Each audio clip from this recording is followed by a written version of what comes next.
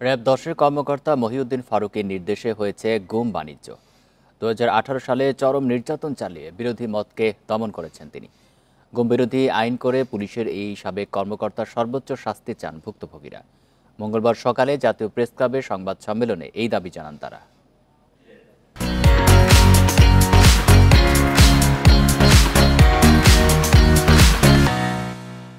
আপনাদের সামনে আমরা আজকে উপস্থিত হতে পেরেছি। 2018 আগস্ট ও অক্টোবরে 2 দফা বিএনপি নেতা রাজন ব্যাপারীকে গুম করে র‍্যাব।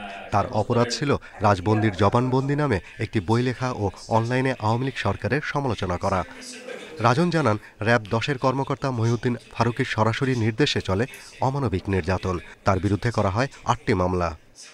মহাসচিব স্যারের সাথে আমরা এতদিন আমার কি সম্পর্ক, কেন তারেক রহমানের সাথে সম্পর্ক, কেন খালেদা জিয়াকে নিয়ে কথা বলছি, কেন আমরা এই বই লিখছি, এই বই লেখার উদ্দেশ্য কি, মানে মূলত বাক স্বাধীনতাটা, এই বাক স্বাধীনতার জন্য গুম হয়েছি।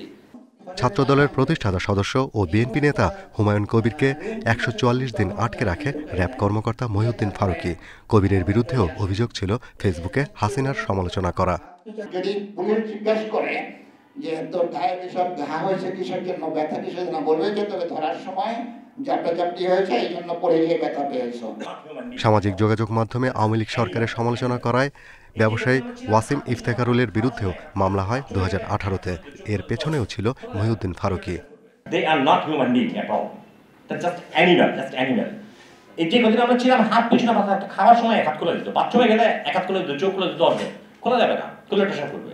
র‍্যাবের এই সাবেক কর্মকর্তার নির্দেশেই গুমের শিকার এমন 10 ব্যক্তির বক্তব্যে উঠে আসে নির্যাতনের ইতিহাস। তাদের দাবি, গুম কমিশন গঠন হলেও এর শাস্তির বিধান এখনো হয়নি।